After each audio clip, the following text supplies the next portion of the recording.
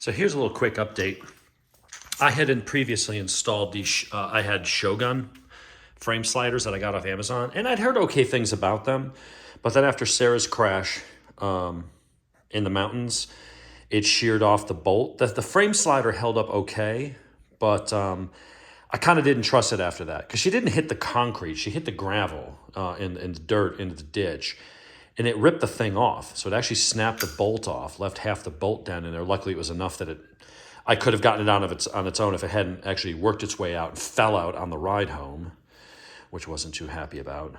But I decided, you know what, let me go with something else. So I got the, I think they're OES. They're actually US made. And I checked with them, and the bolts they use are section 12.9 or something. So they're very hard, strong bolts. They're tested to, I think, a tensile strength up to 180,000 PSI. So they'll take a pretty damn good hit. They're a little smaller as far as diameter, but the plastic seems to be similar. It's like Delrin.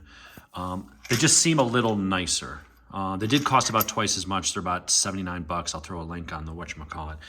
But bolted upright, these are easy to install. They're no cut.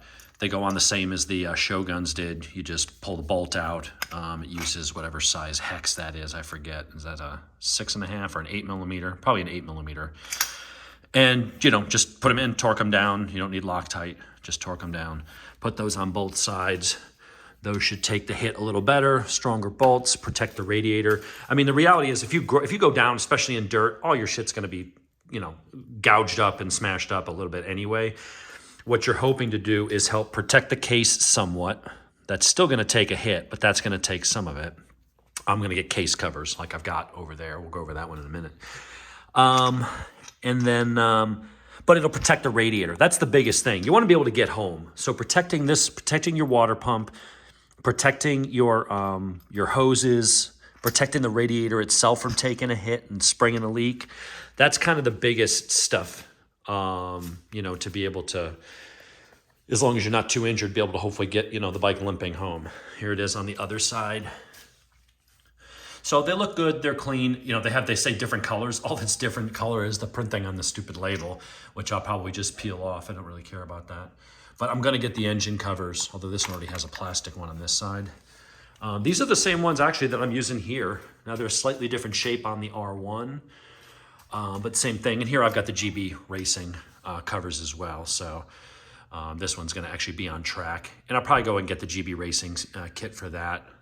I do still need to get front axle sliders. The rear's got the axle sliders that serve as bobbins for lifting the thing. And here you can actually put two, so you can actually double up on that.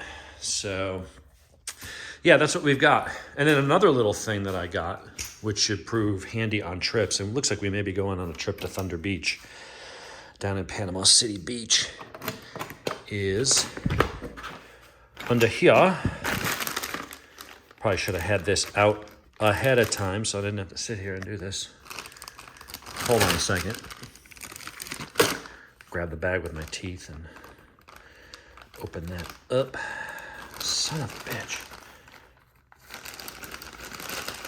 All right, so in here, I got this little guy off Amazon. So it's a fast charger. It's, I think, rated for 30 watts or something like that.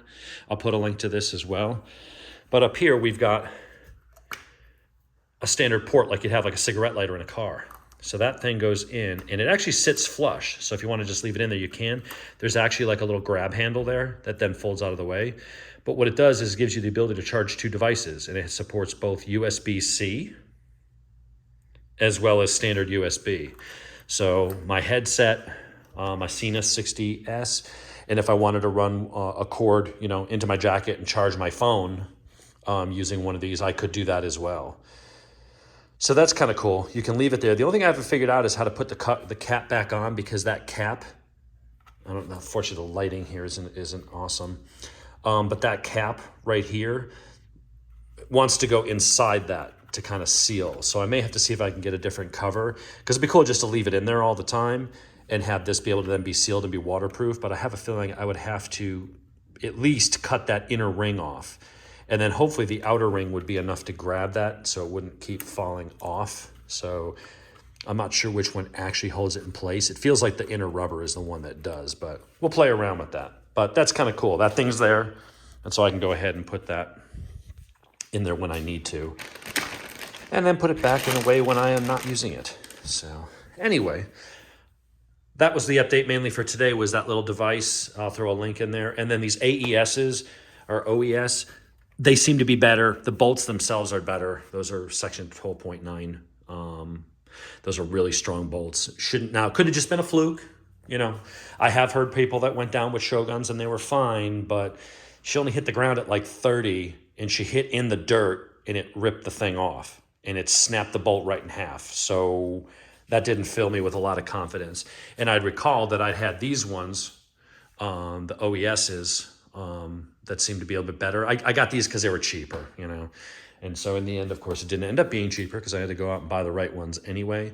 But these seem to be much better. We'll see. Hopefully I don't have to test them. But there you have it.